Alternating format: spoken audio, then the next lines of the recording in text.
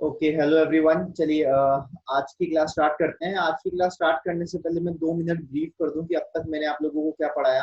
So basically हम अभी तक जो ओलंपियाड हमारा है आरएमओ प्री आरएमओ, उसके सबसे एक इम्पॉर्टेंट जो है टॉपिक पे जो है डिस्कशन कर रहे हैं, उसको पढ़ रहे हैं, वो है ज्योमेट्री। ठीक है। और ये ऐसा नहीं है कि केवल आरएमओ प्री आरएमओ के काम का है, स्पेसिफिकली मैंने तो उसके लिए बनाया, बट इसके अलावा आप लोग इसे किसी भी ओलंपियाड के लिए पढ़ सकते हैं। अगर आप केवीपीवाई की प्रिपरेशन करते हैं तो इससे बेस्ट कंटेंट आपको कहीं भी नहीं मिलने वाला। तो चलिए मैं आपको बता दूं कि सबसे पहले मैंने आपको थोड़ा बहुत जो फर्स्ट सेकंड वीडियोस थे उसके अंदर मैंने आपको एंगल से रिलेटेड प्रॉब्लम करवाई थी कि एंगल चेजिंग कैसे करते हैं, और एंगल से रिलेटेड प्रॉपर्टीज मैंने आपको सारी बताई थी। इसके बाद मैंने जो है पाइथागोरस थ्योरम पे पूरी क्लास रखी थी, और लगने में बहुत छोटा लगता है वैसे पाइथागोरस थ्योरम तो बेहद इजी होती है, बट ज्योमेट्री के जो क्वेश्चंस होते हैं they are very tricky and very tough. ठीक है। तो आज की सीरीज आगे बढ़ते हुए आज के लेक्चर में मेरा जो फोकस होगा, क्योंकि मुझे लगता है कि ज्योमेट्री ऐसे ही अच्छे से सीखी जा सकती है या किसी भी एडुकेटर के थ्रू सिखाई जा सकती है कि वो किसी एक सब टॉपिक के ऊपर पूरा ध्यान रखे, आपको उसी के कॉन्सेप्ट बताए। तो आज मैं बेसिकली पूरी कोशिश करूंगा कि जो है कॉन्ग्रुएंट ट्रायंगल के ऊपर बात की जाए। ठीक है। चलिए ये सब मैं रफ करता हूँ और आज से अब हम स्टार्ट करते हैं फर्स्ट क्वेश्चन। तो फर्स्ट क्वेश्चन है हमारा कि triangle A B C is equilateral. Triangle A B C is equilateral. D is D is in a point D is in a point of triangle ABC. D is in a point of triangle ABC, and P P is a point, and P is a point outside, and P is a point outside triangle ABC, and P is a point outside triangle ABC, such that such that AD is equals to BD, such that AD is equals to BD, and AB is equals to BP, and BD bisect and BD bisects angle CBP, then find angle BPD। आइए start करते हैं। देखिए ideal question है pre RMO में आने के लिए, 2 marks या 3 मार्क्स के अंदर आ सकता है, एकदम आइडियल क्वेश्चन है। रीजन क्या है कि आपको ऐसे ही क्वेश्चन दिए जाते हैं जिनमें जनरली आपको डायग्राम क्वेश्चन में खुद बनाना पड़े, डायग्राम भी हल्का सा ट्रिकी हो, और उसके बाद जो है आप उसे सॉल्व करें। तो अगर मैं यहाँ से स्टार्ट करूँ, सबसे पहले ट्रायंगल की बात की गई है, ट्रायंगल एबीसी। तो ये मेरा ट्रायंगल मैं क्रिएट करता हूँ। ट्रायंगल अच्छा सा बनाइए आप हमेशा। दैट इज ट्रायंगल एबीसी, ये रहा ए बी और C. Now ABC is an equilateral triangle. सबसे अच्छी बात ये कि एबीसी इक्विलेटरल है। D is in a point of triangle ABC, ये मैं अलग से मार्क करता हूँ क्योंकि दो एक्स्ट्रा पॉइंट्स है। D is in a point of triangle ABC and P is a point outside triangle ABC. तो ये डी तो कोई एक ऐसा पॉइंट है जो अंदर है, इसको कहाँ पे कहीं भी यहाँ मार्क कर दिया। ठीक है। And P is a point outside triangle ABC. अब आउटसाइड है तो वो इधर भी हो सकता है, उधर भी हो सकता है, उधर भी हो सकता है। तो थोड़ा आगे अपन पढ़ के देखते हैं किधर है। Such that ED is equals to AD is equals to BD। अब AD is equals to BD, अच्छा AD is equals to BD बोला है तो एक काम करते हैं, D को थोड़ा सा और मिड में लेते हैं ताकि आपको फील आए। यहाँ पे मैंने लिया तो आपको हल्का सा फील आएगा कि यार AD is equals to BD है। ये रहा AD that is equals to BD, और ये AD आपके BD के इक्वल हो गया। ठीक है। चलिए ये तो हो गया AD is equals to BD। Okay, आगे आपको बोला है and A B is equal to BP. अब जो पी जहां पर भी है वो ए बी और बीपी उसके इक्वल है। ठीक है। आगे बोला है B D bisect angle CBP. ये एक इंपॉर्टेंट पॉइंट आ गया कि आपको बोला है कि जो आपका बी डी है that is bisecting angle C B P. तो सी बी पी पी जहां पर भी होगा तो मुझे हल्का सा फील आता है कि फिलहाल पी कहीं ना कहीं यहाँ होना चाहिए, और अगर यहाँ होगा तो ये कुछ इस तरीके का डायग्राम बनेगा। तो हल्का सा आपको आई थिंक समझ में आ जाएगा कि आपका ये जो यहाँ पे इसको मैं थोड़ा सा और सही कर लेता हूँ फिगर को। एग्जैक्टली तो ये हल्का सा जो यहाँ पर आपका मैंने पॉइंट लिया है that is outside point P. अब आप देखिए जरा क्या क्या चीजें इक्वल है, हम मार्क कर देते हैं। सबसे पहले AD is equal to BD, तो ये एडी और ये बीडी इक्वल है। नेक्स्ट है इक्विलेटरल ट्रायंगल था तो AB is equal to BC is equal to AC, and the question is saying that AB is equal to BP. तो ये भी बराबर है, इसमें चारों इक्वल मार्क करो। ऐसा नहीं कि आप एबी और बीपी को इक्वल मार्क करो, क्योंकि एबी तो अपने आप में इक्विलेटरल ट्रायंगल की साइड है, तो वो एक नहीं तीन साइड ऐसी है which are equal to each other. तो फोर्थ आप ले लो ताकि चारों इक्वल हो जाए। अब आपको हल्का सा फील आएगा। और साथ ही इसने एक स्पेशल चीज और बोली है कि बीडी बाइसेक्टिंग एंगल सीबीपी। तो इसको मैं अलग से मार्क कर देता हूँ। ये देखो ये बीडी इसको बाइसेक्ट करता है, तो ये वाला एंगल अगर थीटा है तो ये वाला एंगल भी क्या है, थीटा है। मेरे हिसाब से यहाँ तक किसी को कोई प्रॉब्लम नहीं आनी चाहिए। अब आगे आपको बोला है फाइंड एंगल बीपीडी, तो बीपीडी के लिए मुझे कुछ ज्वाइन करना पड़ेगा, मुझे इसको और इसको ज्वाइन करना पड़ेगा। तो ये बहुत ही एक अजीब सा एंगल है जो एकदम आउटसाइड है, थोड़ा बच्चा घबराता है कि यार सर इस एंगल को कैसे निकालें। तो देखिए अब आपको एक ऐसा एंगल चाहिए which is outside the triangle. यहाँ पे कंस्ट्रक्शन और कॉन्ग्रुएंसी की बहुत ज्यादा इंपॉर्टेंस है। ज्योमेट्री में जरूरी नहीं है जो एंगल आपको दे रखा है, जो साइड आपको दे रखी है केवल वही निकले, उससे रिलेटेड बाकी की चीजें निकालो, वो तो अपने आप आ जाएगा। तो अगर मैं आपको ध्यान से दिखाऊं तो आप फील करें कि यार ये जो है, अच्छा ये थोड़ा थीटा ढंग से नहीं बना ना, आपको यहाँ पे थीटा बना देता हूँ। ओके ठीक है, आइए। तो यहाँ पे ये वाला एंगल है थीटा। अब आप देखिए जरा, दो एंगल इक्वल दिए। मैं आपसे हमेशा बोलता हूँ कि ज्योमेट्री में आप ना यूज कीजिए जो आपको क्वांटिटीज दी जाती है उन सभी चीजों का। मुझे साइड इक्वल दी है जिसका मैं यूज करूंगा, और एंगल भी इक्वल दिया है। अब किसी भी क्वेश्चन में sides are equal, angles are equal, तो हमारा तुरंत ध्यान जाता है कि यार अगर एंगल एक ही ट्राइंगल में है तो वो ट्राइंगल आइसोसेलेस कर दो। लेकिन यहाँ पे थीटा थीटा एक ट्राइंगल में नहीं आ रहे हैं, ठीक है। तो फिर अलग अलग ट्राइंगल में तो try to make them congruent. तो थीटा जिसमें ऊपर वाला ट्राइंगल आ रहा है वो तो आपको हल्का सा समझ आ गया होगा कि यार सर इतना ये वाला एक ट्राइंगल सा है, एक ये वाला ट्राइंगल है। पर जो नीचे वाला थीटा है ना, वो ट्राइंगल तो अभी पूरा नहीं है। तो उस ट्राइंगल को पूरा करने के लिए मुझे डीसी को ज्वाइन करना पड़ेगा। Now you should feel very easily कि आपका कौन सा वाला ट्राइंगल बन रहा है। ये शायद कुछ ये वाला ट्राइंगल बन रहा है। उम्मीद करता हूँ ये चीज आपको समझ में आ रही होगी, ठीक है। और यहाँ से हम लोग बड़ी इजीली इन दोनों को कॉन्ग्रुएंट कर सकते हैं। तो मैं आपको एक लाइन में करके दिखाता हूँ कि मेरा triangle BDT that is actually congruent to triangle BDC. देखिए सबसे पहले तो एंगल जो है वो PBD that is equals to angle CBD. PBD और सीबीडी इक्वल है। दूसरा बीडी बराबर बीडी, ये कॉमन है। एक तो ये थीटा थीटा आपका इक्वल था, एक ये कॉमन था। इसके बाद थर्ड चीज क्वेश्चन में आपको बोला है कि यार A B that is equals to B T.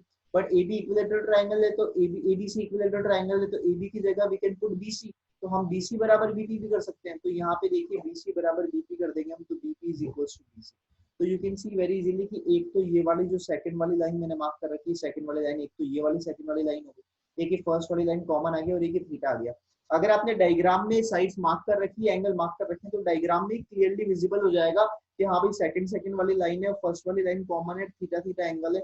इस हिसाब से by what criteria, by SAS criteria, SAS criteria आपके दोनों जो ट्राइंगल है, ट्राइंगल बीडीपी और ट्राइंगल बीडीसी, ये दोनों आपके क्या हो जाएंगे, कॉन्ग्रुएंट हो जाएंगे। यस, बीडीपी एंड बीडीसी, बिल्कुल। और जैसे ये कॉन्ग्रुएंट हो जाएंगे बाय सीपीसीटी, आपको सीपीसीटी तो पता ही होगा, सीपीसीटी या CPCTC that is corresponding parts of congruent triangles. अगर दो ट्राइंगल कॉन्ग्रुएंट है तो उनके कॉरेस्पॉन्डिंग पार्ट्स क्या होते हैं, सेम होते हैं। चलिए वेरी गुड, ठीक है। यहाँ देखते हैं इसको। तो जैसे ये हो गया दोनों करस्पॉन्डिंग एंगल, जो एंगल आपको चाहिए था ये वाला एंगल, देखिए ये वाला एंगल अब इस वाला एंगल के बराबर होगा। तो एंगल आपको चाहिए ये वाला that is B P D that is equals to angle B C D. कितना आपका काम हो गया ना। मैंने आपको पहले ही कहा था कि आपको जो एंगल फाइंड करना है जरूरी नहीं है कि आप वही फाइंड करें। जैसे आपको ये वाला एंगल चाहिए था, जरूरी नहीं है आप यही वाला निकालो भाई, इसकी कोई जरूरत नहीं है। ये वाला एंगल इस वाला एंगल की इक्वल है, ठीक है। आइए आगे बढ़ते हैं। अब आपके पास अगला चीज क्या है, ये एंगल निकालने के लिए देखो आपको एक चीज और दी थी जिसका मैंने अभी तक यूज किया क्या, शायद मैंने यूज नहीं किया। मुझे गिवन था AD is equal to BD। तो मैं कहता हूँ कि कुछ समझ में नहीं आया तो उस चीज पे अटैक कर दो जो क्वेश्चन में गिवन दे रखी। देखो AD is equal to BD दे रखी। वैसे तो मैं आपको अलग से ये चीज जो है नोट करवाना चाहता हूँ। ये आप लोगों को क्वेश्चन देखते ही, क्वेश्चन पढ़ते ही तुरंत माइंड में समझ में आ जानी चाहिए कि यार ये तो एक इक्विलेटरल ट्राइंगल है। इक्विलेटरल ट्राइंगल की तीनों साइड इक्वल होती है। अगर उसके बीच में ऐसी कुछ चीज है कि यार ये दोनों साइड भी इक्वल है, ये वाली, तो ये पक्का इसके परपेंडिकुलर बाइसेक्टर पर ही आ रही होगी। क्योंकि एक्चुअली में क्या होता है, एक साइड पे जब कोई परपेंडिकुलर बाइसेक्टर ड्रॉ करते हैं तो इस पे जो पॉइंट होता है, वो पॉइंट जो होता है दोनों साइड्स, दोनों जो वर्टाइसेस है उससे इक्वल डिस्टेंस पे होता है। अगर आप किसी भी साइड, एक जनरल एक साइड का परपेंडिकुलर बाइसेक्टर ड्रॉ करेंगे, उस परपेंडिकुलर बाइसेक्टर पे कोई सा भी पॉइंट आप लेंगे तो वो दोनों वर्टाइसेस से, दोनों कॉर्नर से इक्वल डिस्टेंस पर होगा। यहाँ पर वही सिचुएशन है। तो ये वाला आपका परपेंडिकुलर है। और अगर आप नहीं मानना चाहते तो यहाँ से आप इसको आगे बढ़ाइए और यहाँ पे देखिए कि यार ये परपेंडिकुलर आएगा। डेफिनेटली आएगा। क्यों आएगा, क्योंकि ट्राइंगल ए डी बी आपका कैसा है, एक आइसोसेलेस ट्राइंगल है। आइसोसेलेस ट्राइंगल में अगर आप परपेंडिकुलर ड्रॉ करते हैं तो एकदम एग्जैक्ट स्ट्रेट जाता है। तो उसके अकॉर्डिंग आपको समझ में आएगा कि सी बी और ये जो परपेंडिकुलर है this is a straight line. तो ये हल्का सा फील आ जाना चाहिए था आपको वहीं से ही। मैं इसको भी कॉन्ग्रुएंट ट्रायंगल से करवा सकता हूँ, आप देख सकते हैं कि यहाँ से परपेंडिकुलर डाला ना अपन ने, तो ये वाला ट्रायंगल छोटा सा और ये वाला ट्रायंगल छोटा सा, दीज आर कॉन्ग्रुएंट। कैसे कॉन्ग्रुएंट है कि सर ये साइड आपने इक्वल दे दी, ठीक है, परपेंडिकुलर परपेंडिकुलर 90 90 डिग्री, और ये बीच वाली कॉमन साइड आ गई, तो ये देखिए आपका आरएचएस से कॉन्ग्रुएंट हो गया। पर मैं चाहता नहीं हूँ मैं इस तरीके से आपको करवाऊँ, आप सीधा इसको माइंड में रखिए। सीधा माइंड में कैसे रखना है कि अगर आपका, देखिए सिमेट्री से याद रखिए कि आपका ट्रायंगल एबीसी एक सिमेट्रिकल, मतलब इक्विलेटरल ट्रायंगल एक सिमेट्रिकल ट्रायंगल है। अगर इक्विलेटरल ट्रायंगल में वर्टाइसिस से आगे बढ़ा दिया है ना, तो परपेंडिकुलर गिरेगा और इक्वल साइड्स पे होंगी। तो यहाँ से मेरे पास आ गया कि यार ये अगर मैं इसको, चलिए आगे बढ़ा ही देता हूँ, अगर मैं इसको यहाँ से आगे बढ़ाता हूँ है ना, तो पक्का ये कितने डिग्री पे मीट करेगा, ये 90 डिग्री पे मीट करेगा। तो इससे मुझे एक चीज समझ में आती है कि ये जो है इधर वाला एंगल और इधर वाला एंगल बिल्कुल क्या होगा, सेम होगा। अगर आप इसको नाम क्यू देना चाहते हैं तो triangle A C Q that is actually congruent to triangle B C Q. तो यहाँ से मुझे पता पड़ता है कि angle A C Q that is equal to angle B C Q, और that is equal to 30 degree, क्योंकि इक्विलेटरल ट्रायंगल का पूरा एंगल 60 है। अगर वो हाफ हाफ हो जाते हैं, अल्फा अल्फा हो जाते हैं, तो फिर वो 30 डिग्री हो जाएगा। उम्मीद करता हूँ ये आपको समझ में आया होगा। तो ये आइडियल क्वेश्चन होते हैं इस टाइप के क्वेश्चन पीआरएमओ में आने के लिए। आप इन क्वेश्चन को घर पे मल्टीपल टाइम सॉल्व कीजिए, है ना, थोड़े थोड़े दिनों में रिवाइज करते रहिए, तो कॉन्सेप्ट आप पकड़ लेंगे। इसको रफ करता हूँ। रफ करने के साथ साथ आपको दो चीजें बताना चाहता हूँ। पहला कि आप थोड़ा सिमेट्री पे फोकस कीजिए। मान लो मेरे पास एक स्क्वायर है, और इस स्क्वायर में मान लो कि मैंने बोला कि यार मुझे ये मिड पॉइंट दिखा। अब ये मिड पॉइंट एकदम सिमेट्रिकल पॉइंट है, क्योंकि ये देखो आप जो है इस इधर वाले vertices A B C D नाम दो, ए से जितना दूर है बी से भी उतना दूर है। तो अगर मैं मान लो यहाँ से इसको ज्वाइन करता हूँ, इसको ज्वाइन करता हूँ, तो with the use of symmetry आपको लग जाना चाहिए कि यार, क्योंकि आप फील करोगे कि यार अगर ये जो रेड लाइन मैंने ड्रॉ करी है, इसके लेफ्ट साइड और राइट साइड बिल्कुल सिमेट्रिकल पोर्शन है, इसका मतलब है कि ये साइड इक्वल है। तो with the use of symmetricity आपको हल्का सा फील आना चाहिए, और आप चाहे तो इन दोनों ट्रायंगल्स को कॉन्ग्रुएंट करके भी प्रूव कर सकते हैं, ठीक है। सेकंड चीज ये कि आपने आज तक विद द यूज ऑफ सीटीसीटीसी पढ़ा होगा कि अगर दो ट्रायंगल एबीसी और पीक्यू आर कॉन्ग्रुएंट है, तो उनकी साइड्स भी इक्वल होती है और उनके एंगल भी इक्वल होते हैं। अगर ABC is congruent to PQR है, तो उनकी साइड्स भी इक्वल है, उनके एंगल्स भी इक्वल है। बिल्कुल सही चीज आपने पढ़ी है। मैं चाहता हूँ आप इसे एक्सटेंड करें इस लॉजिक को, और अपने माइंड में ये चीज समझे कि कॉन्ग्रुएंसी का मतलब कुछ नहीं होता भाई। कॉन्ग्रुएंसी का मतलब होता है कि दो एकदम आइडेंटिकल चीज, मान लो 1 रुपी के कॉइन है जो एक ही सन के दे रखे हैं, जैसे मान लो ये भी 2005 का सिक्का है, ये भी 2005 का, क्योंकि अलग अलग ईयर के सिक्कों में भी हल्का सा फर्क आ जाता है। तो अगर दोनों सेम है ना, तो उनका रेडियस भी सेम होगा। जो सर्कल पार्ट है, जो सिलेंड्रिकल, आपको पता होगा सिक्का सिलेंड्रिकल होता है, उसका जो वेट है वो भी सेम होगा, सब कुछ सेम होगा।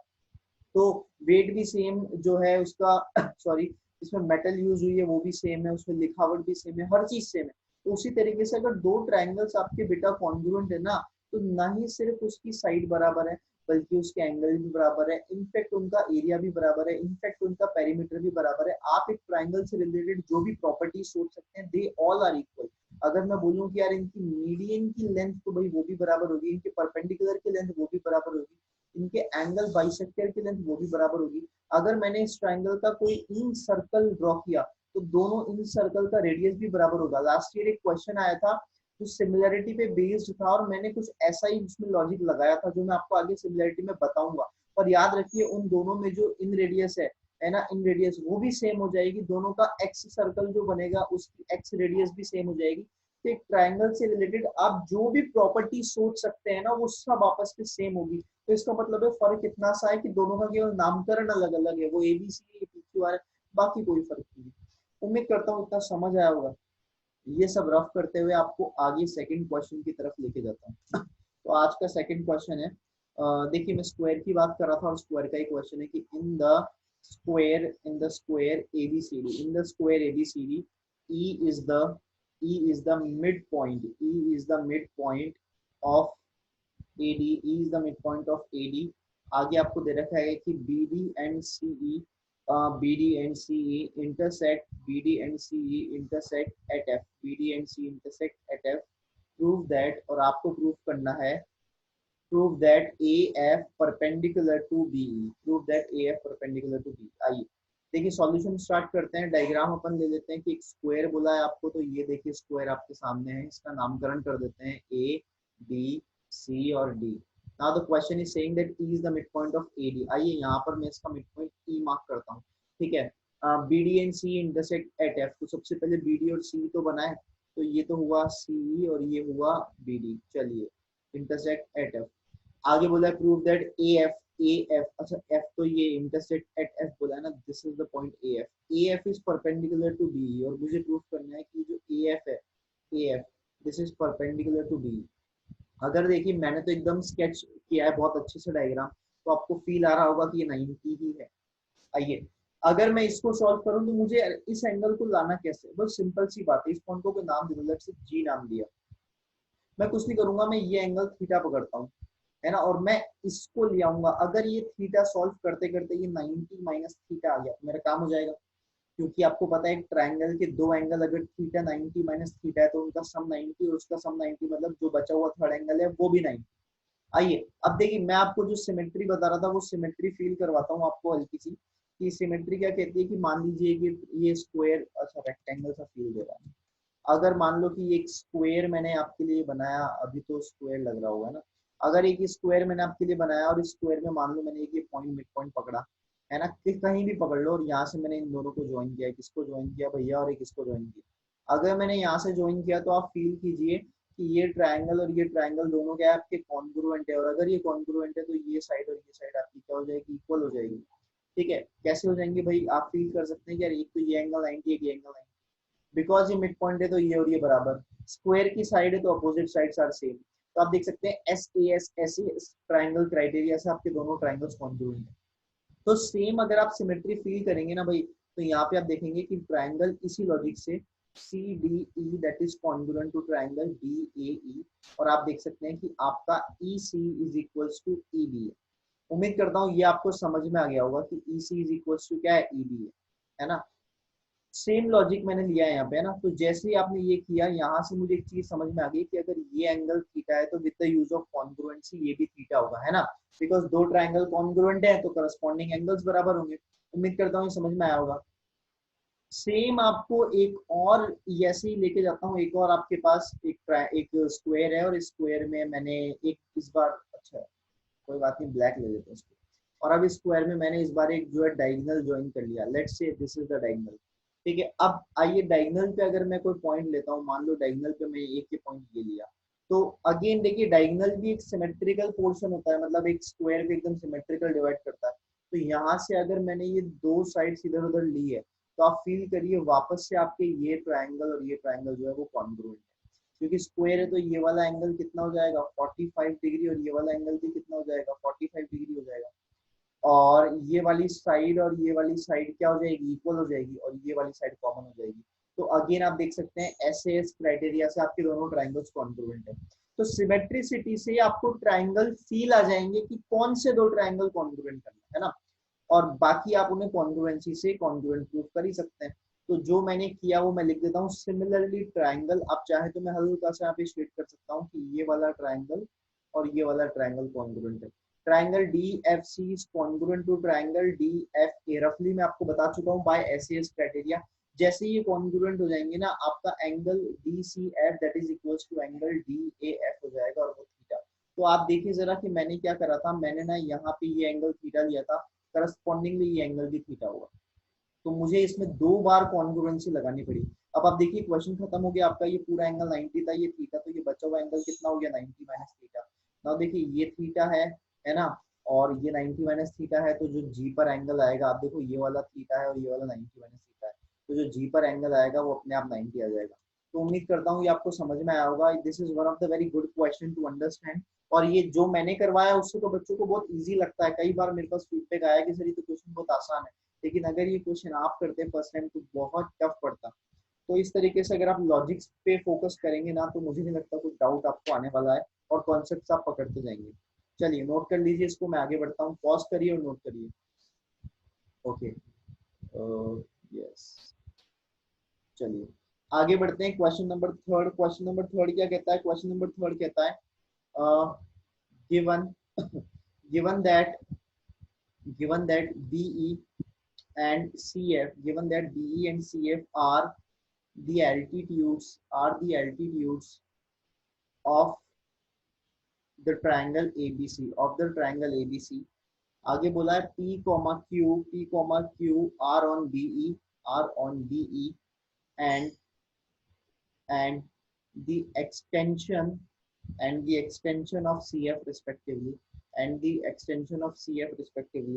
such that such that BP is equals to AC and CQ is equals to AB. Prove that you need to prove that AP is perpendicular to AC. आइए स्टार्ट करते हैं। देखिए डायग्राम सबसे पहले मैं बनाऊंगा। Given that B and CF are the altitudes of triangle ABC, तो ये है आपके लिए ट्रायंगल A B और C। ठीक है, so this is triangle ABC।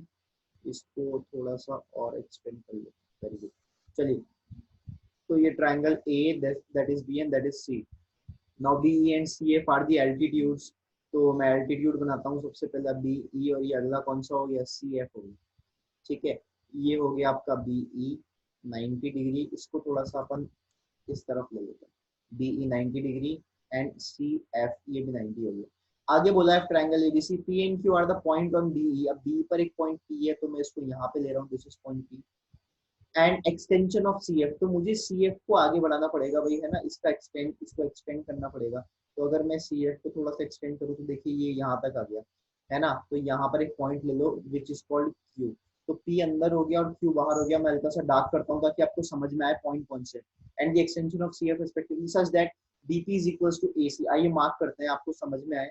BP ये वाली साइड है, BP is equals to AC पूरी ये वाली साइड है। दोनों में कोई कनेक्शन नहीं लग रहा। BP इनफैक्ट थोड़ी छोटी दिख रही होगी, AC बड़ी दिख रही होगी, कोई बात नहीं, रफ डायग्राम है हमारा। CQ is equals to AB। Next है CQ ये बड़ी वाली side that is equals to AB, इस AB के बराबर है। तो देखिए अब मैं आगे बात करूं उससे पहले आपको ये समझ में आ गया होगा कि यार एक तो 1 1 दिख गया, एक 2 2 दिख गया।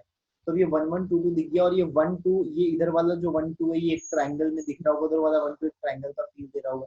बस बस आपका दिमाग यहीं से दौड़ जाना चाहिए। Prove that AQ is equals to AP। तो मैं पहले तो ज्वाइन करूं भाई AQ और AP को, ताकि आपको जो है वहां से कम ट्रायंगल मतलब लाइंस तो दिखें AQ और AP। ये AQ हो गया और ये AP हो गया। इतना मैंने किया, आई होप ये आपको समझ में आ गया होगा। अब देखिए जो आपके ट्रायंगल्स है ना वो मैं थोड़ा अलग बनाता हूँ क्योंकि डायग्राम थोड़ा अजीब सा है। तो मैं यहाँ पे काम करता हूँ, वो वाले ट्रायंगल लेता हूँ सबसे पहले जो ट्रायंगल आपके काम के हैं। देखो आपको इस सिंगल डबल किस किस में दिख रहा है, यहाँ पे मुझे दिख रहा है ABP में। तो मैं ये ABP को एग्जैक्टली वैसा ही थोड़ा सा बाहर की तरफ बनाता हूँ। ये मैंने बनाया, इसका नामकरण कर देते हैं। ये देखिए A, ये देखिए B और ये देखिए P। और सेम कलर से मैं इसको देता हूँ कि यार AB को मैंने सिंगल मार्क किया था, BP को मैंने डबल मार्क किया था। उसी तरीके से आगे बढ़ते हुए अगला सिंगल डबल क्या है, ये है देखिए CQ तो पूरा जा रहा है और इधर AC तक जा रहा है, तो मुझे लेना पड़ेगा, कलर वही रखते हैं अपन ब्लैक, है ना। तो ये हो गया CQ और ये इस तरफ और ये इस तरफ। ये हो गया आपका बचा हुआ, है ना। और ओके, इसका नाम है अपना QA और C। और जो मैंने सिंगल डबल मार्क किया वो ऐसा है कि AC डबल है और ये CQ सिंगल है। उम्मीद करता हूँ ये समझ में आ गया होगा। तो सिंगल डबल जैसे ही आपको साइड दिख गई ना, फील आ जाना चाहिए कि ये दोनों ट्रायंगल्स हम कॉन्ग्रुएंट करेंगे। डायग्राम इतना कॉम्प्लेक्स लग रहा है कि उसके अंदर ट्रायंगल पहचानना टफ है, इसलिए मैंने छोटा डायग्राम बाहर बनाया और आप ये स्ट्रेटेजी फॉलो कर सकते हैं। ठीक है, कि छोटा सा अलग से ट्रायंगल बना लो ताकि वो चीज आपको दिखना स्टार्ट हो जाए। अब आप एक और चीज मैं आपको दिखाता हूँ कि यार अगर ये वाला एंगल A है, ये वाला एंगल A है और ये 90 है, तो ये वाला एंगल कितना हो गया, दैट इज 90 माइनस A। ये तो आपको पता होना चाहिए। सिमिलरली ये वाला एंगल 90 है, ये A, तो ये वाला कितना होगा, ये भी 90 माइनस A। आइए इसको मैं अलग से भी दिखा दूं आप चाहें तो, कि बाद में मैं रफ कर दूंगा कि सर ये एक ट्रायंगल है। ठीक है भाई, ये एक ट्रायंगल है। ये एक ट्रायंगल है, ये परपेंडिकुलर है, ये परपेंडिकुलर है। नामकरण कर देते हैं, इसको अलग कर लेते हैं कि ये A है, ये B है और ये C है और ये E है और ये F है और ये 90 है और ये 90 है। ट्रायंगल ABE में फील करो, अगर ये A है, ABE में A है या थीटा है और ये 90 है, तो ये अपने आप कितना हो जाएगा, दैट इज 90 माइनस थीटा।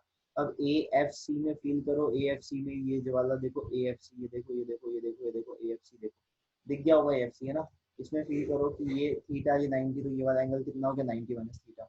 तो अगर आपने एल्टीट्यूड्स ड्रॉ किए तो वो हाफ हाफ वाले बेस एंगल्स इक्वल बनाते हैं। तो ये वाला एंगल जो है और ये वाला एंगल जो है ये सेम है। ये आपका हो गया 90 माइनस ए इसके अकॉर्डिंग, और ये भी हो गया 90 माइनस ए। तो आपका जो ट्राइंगल है A B P that is actually congruent to triangle, क्या बोलते हैं अपन, ए बी पी था तो क्यू सी ए, है ना, bye what criteria, by S A S criteria. उम्मीद करता हूँ ये समझ आ गया होगा।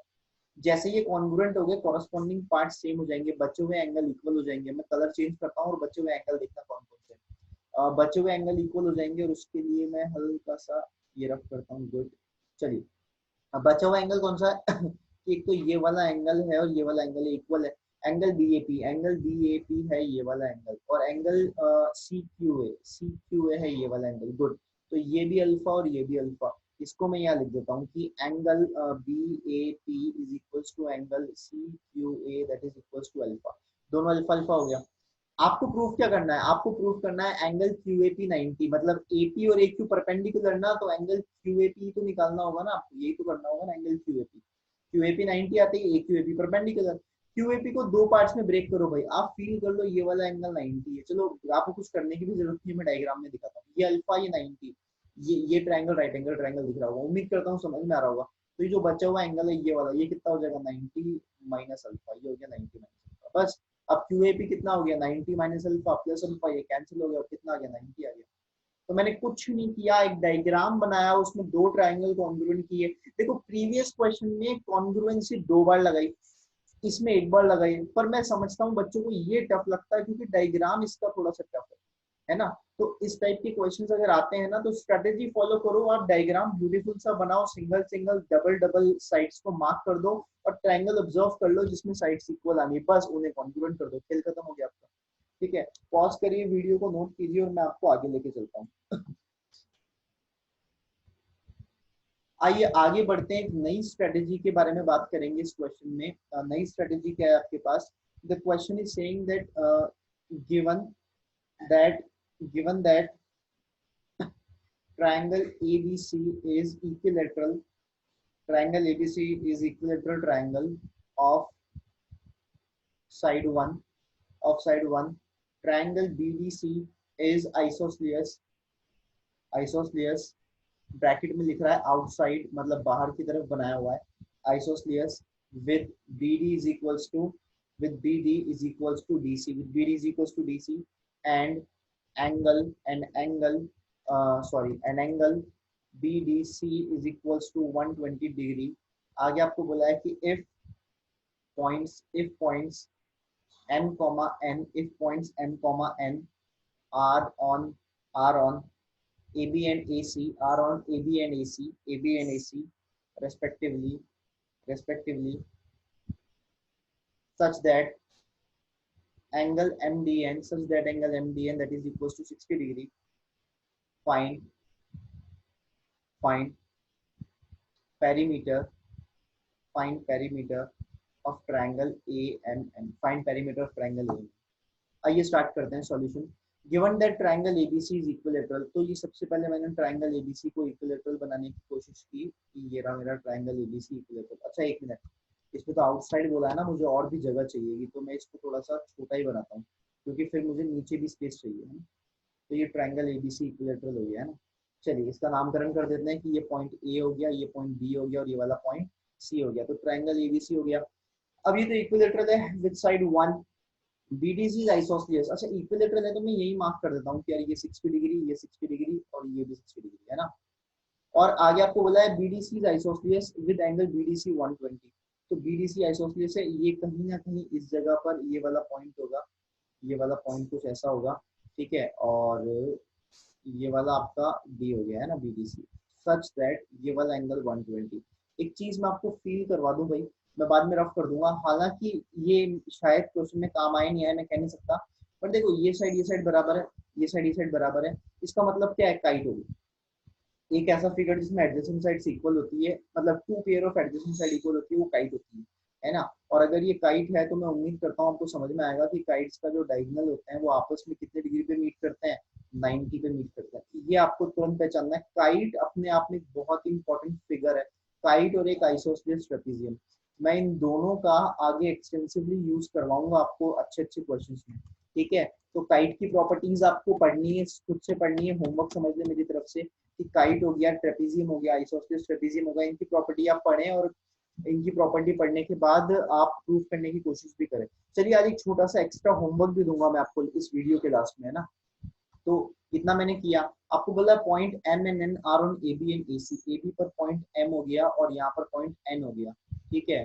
सच दैट आगे क्या बोला है, angle M D N, M D N, ओहो एम डी एन के लिए तो ज्वाइन करना पड़ेगा। देखिए कितना अच्छा और कितना तगड़ा डायग्राम आपका बनने जा रहा है। देखिए अब मैं थोड़ा सा ये 120 रफ कर दूं, वरना थोड़ा सा क्या दिखने में आपको दिक्कत आ जाएगी समझने में, ठीक है। एम डी और ये एन, ये आपको 60 दे दिया, वाह। एम डी एन आपको दे दिया 60 डिग्री। अब देखो ये 60 दे दिया ना, तो एक ए एम डी एन बन गया जिसकी अपोजिट एंगल बराबर है। कुछ भी नहीं बना, ये ऐसा मत सोचना काइट हो गई ऐसा कुछ हो गया। If one opposite angle is equal तो उससे कोई फर्क नहीं पड़ता, ठीक है। और finally the question is saying that find the perimeter of triangle AMN. आपको ट्रायंगल एएमएन का पेरीमीटर चाहिए। आइए स्टार्ट करते हैं। अगर मुझे ट्रायंगल एएमएन का पेरीमीटर चाहिए ना, देखो सबसे पहले तो मुझे चाहिए ये वाली साइड, है ना, फिर मुझे चाहिए ये वाली साइड। अब एक बार बताओ, पूरी आपको बोला है कि साइड 1 सेंटीमीटर या 1 यूनिट जो भी है, अगर मैं इसे स्मॉल ए यूज कर लूँ तो ये कितना हो जाएगा, 1 माइनस ए। अगर मैं यहाँ से यहाँ तक इसको स्मॉल बी यूज कर लूँ तो ये कितना होगा, 1 माइनस बी।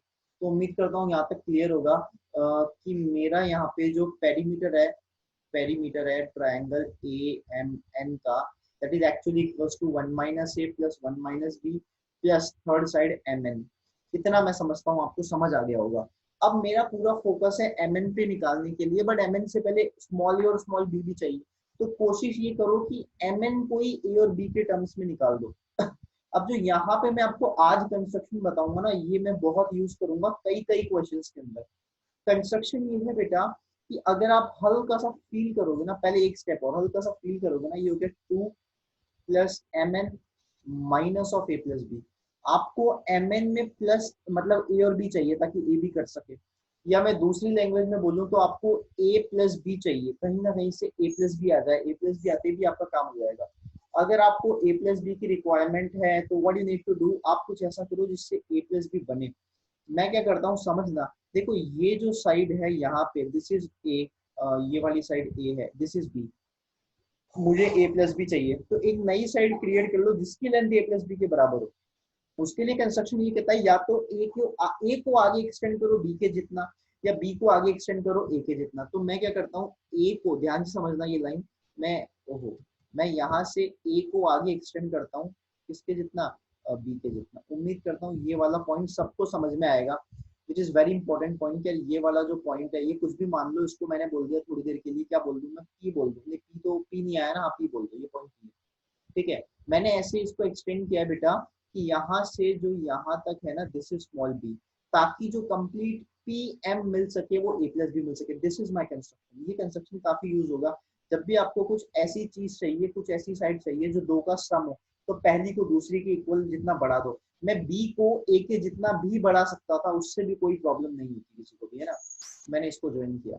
आइए अब आप फील कीजिए कि आपको क्या क्या इक्वल गिवन था। देखो सबसे पहले तो यार मुझे ये गिवन था कि ये साइड और ये साइड इक्वल है, क्योंकि आइसोसेलेस ट्रायंगल था ट्रायंगल बीडीसी, ठीक है। उम्मीद करता हूँ इतना क्लियर होगा, है ना। और ये एंगल भी मैं निकाल सकता हूँ अगर आप चाहो तो, क्योंकि ये पूरा 120 था, तो बचे हुए दो का सम 60 और वो 60 और इक्वल इक्वल है तो 30-30। जैसे ये 30-30 हुए ना, आपका ये वाला ट्रायंगल एक राइट एंगल ट्रायंगल में कन्वर्ट हो गया। ये एक राइट एंगल ट्रायंगल है, देखिए जरा, ये राइट एंगल ट्रायंगल है ना, और ये भी 90 है, देखिए ये भी एक राइट एंगल ट्रायंगल है। आप फील कीजिए कि triangle NCD that is actually congruent to triangle NCD, जो है वो ट्रायंगल किसके, पीवीडी के कॉन्ग्रुएंट है। क्यों, एक तो सिंगल सिंगल इक्वल है, एक साइड बी और बी इक्वल है और एक 90-90 इक्वल है। उम्मीद करता हूँ ये आपको समझ में आया होगा। तो जैसे ही इक्वल हो गया, by what criteria, by SAS criteria, SAS criteria, ये एसएएस से कॉन्ग्रुएंट हो गया, क्योंकि एक 90-90 डिग्री का एंगल बन रहा है, एक बी और बी बाय कंस्ट्रक्शन इक्वल है, और एक जो साइड आपको बीडी और डीसी इक्वल दे रखी थी। तो जैसे ये हुआ बाय सीपी सीटीसी, करस्पॉन्डिंग बची हुई साइड भी इक्वल हो गई। पहला तो पीडी किसके बराबर हो गया, एनडी के। इतना एक इंपॉर्टेंट चीज आ गई कि सर पीडी और एनडी बराबर हो गया। और एक एंगल भी बचा हुआ इक्वल हो गया। जो एंगल थोड़ा काम का एंगल है वो ये वाला एंगल है, ये वाला एंगल है ना, ये वाला, इसको मैं थीटा बोलता हूँ। तो ये बचा हुआ ये भी एंगल थीटा हो जाएगा। इसको आप चाहो तो मैं लिख भी देता हूँ, कि ये वाला एंगल है आपका, क्या नाम है इसका, पीडीबी। ये एंगल है PDB, that is equals to angle NDC, angle NDC. और इसको मैंने क्या अज्यूम किया, थीटा अज्यूम किया। बहुत बढ़िया, आइए आगे बढ़ते हैं। अगर इसको मैंने थीटा अज्यूम किया है तो एक चीज फील करवाता हूँ मैं आप लोगों को कि यार ये जो पूरा एंगल था, मैं रफ कर दूंगा बाद में, कि ये जो पूरा एंगल था ये 120 था, ये 120 था, गिवन था। तो ये जो एंगल है इतना सही, कितना बचेगा, देखो 60 खत्म, थीटा खत्म, तो इसको मैंने एरो लेके अलग कर दिया। This is remaining as 60 minus theta. ये बचा 60 माइनस थीटा। जैसे ही 60 माइनस थीटा बचा, उम्मीद करता हूँ समझ में आएगा, क्योंकि पूरा एंगल आप चाहो तो मैं दिखा सकता हूँ, पर बच्चों की तरह हर चीज बताने की जरूरत नहीं है कि यार एंगल बीडीसी कितना था, 120 था। बीडीसी के 3 पार्ट हो गए, है ना। एंगल कितना हो गया, बी डी एम हो गया, और फिर ऐसे करते हुए अगला पार्ट 60 हो गया, अगला पार्ट थीटा हो गया, और ये 120 हो गया। तो एंगल जो बी डी एम है ना, वो कितना आ गया, वो 60 माइनस थीटा आ गया। ये इतना सा हो गया भाई।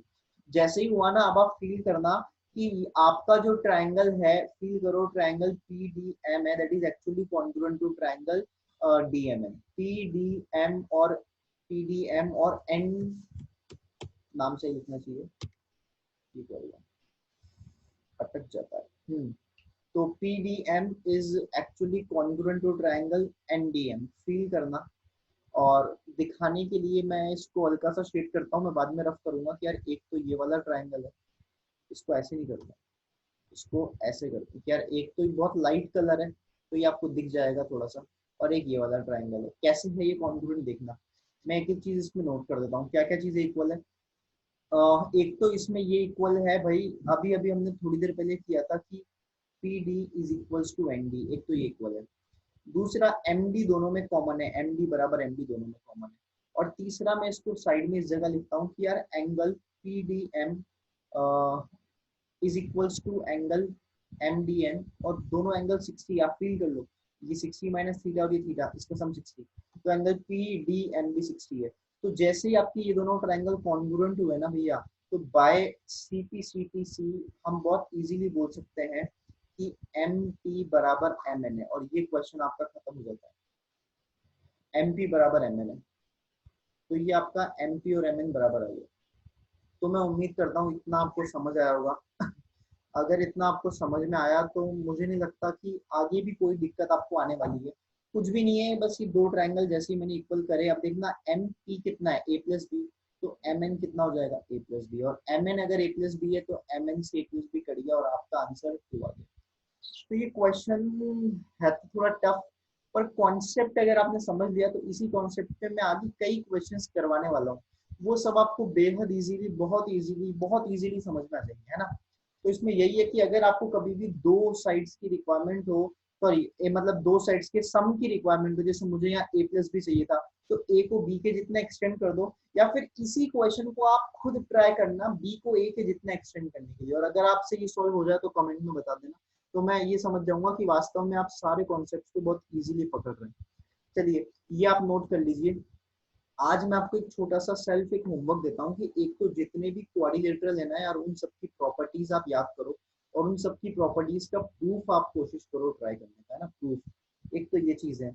एक मैं आपको पहले ही बोल चुका था कि एक शॉर्ट नोट्स जिसे अपन कहते हैं, शॉर्ट नोट्स ऑफ फॉर्मूलाज, फॉर्मूले का, है ना, and small properties of geometry, ये तो आप जरूर करो भाई। ज्योमेट्री में तो वैसे तो ये हर टॉपिक में होना चाहिए, पर आप ज्योमेट्री में तो जरूरी करो, ठीक है। नेक्स्ट चीज है कि कोशिश करो कि आफ्टर 7 डेज, क्योंकि देखो लॉकडाउन में मेरे हिसाब से बच्चों के पास थोड़ा टाइम है ना, थोड़ा सा इस टाइम को आप यूटिलाइज करोगे ना, तो आपके लिए फ्यूचर में बेनिफिशियल होगा। तो 7 डेज के अंदर आप इस चीज को जो है क्या कह सकते हैं, रिवाइज करो। जैसे मैं आपको पहले ज्योमेट्री से पहले मैं आपको एल्जेब्रा पढ़ा चुका हूँ, मैं आपको सीक्वेंस इन सीरीज पढ़ा चुका हूँ। आप इस चीज को जो है रिवाइज करिए। आप चाहें तो आप मुझे बोलिए टेस्ट लेने के लिए, मैं आपके लिए टेस्ट पेपर भी फॉर्म करके दूंगा, आप टेस्ट भी दीजिएगा, ठीक है। पर आप इन चीजों को रिवाइज कीजिए। आफ्टर 7 डेज आप अपनी क्वेश्चंस को रिवाइज कीजिए।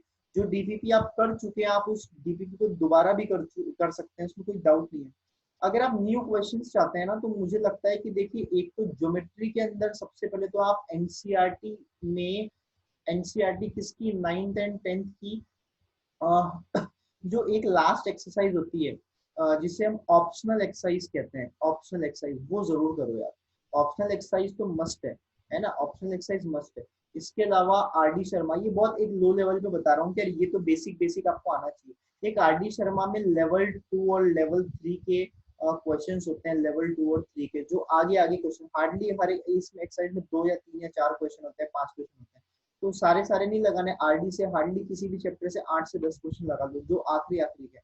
ये आपको क्या बेसिक प्रॉपर्टी रिवाइज करवा देगा, जिससे मैं जब क्वेश्चन में कभी सीधा यूज करूंगा तो आपका माइंड क्लिक करेगा, अरे हाँ मेरा पढ़ा हुआ है ना। इतना आप काम कर लीजिए मेरे हिसाब से, एक दिन में ये फटाफट आप खत्म कर सकते हैं। और रिवीजन स्टार्ट रखिए, नए क्वेश्चंस लगाते रहिए, देखिए न्यू क्वेश्चंस आप लगाते रहिए।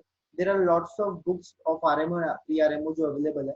जरूरी नहीं है कि आप मेरी बताई हुई बुक को फॉलो करें। ये एक क्या है, एक ऐसा एग्जाम है जो प्रॉब्लम सॉल्विंग एग्जाम है। आप नए नए क्वेश्चंस लगाइए, नए नए क्वेश्चंस ट्राई कीजिए, कोई बुक आपको मिल जाए। जरूरी नहीं है ज्यादा टफ बुक हो आप, तो मैंने जैसे बताया हमारा टारगेटेड 2 और 3 मार्क्स के क्वेश्चन, 5 मार्क्स के क्वेश्चन तो जो है लास्ट में इतने टफ होते हैं कि आप बहुत जब हाईली स्किल्ड हो जाएंगे, बहुत प्रैक्टिस आपकी अच्छी हो जाएगी, तभी आप सॉल्व कर पाएंगे। बट हमारा इनिशियल टारगेटेड 2 और 3 मार्क्स के जो क्वेश्चन पीआरएमओ में आते हैं, हम उसे कवर करें।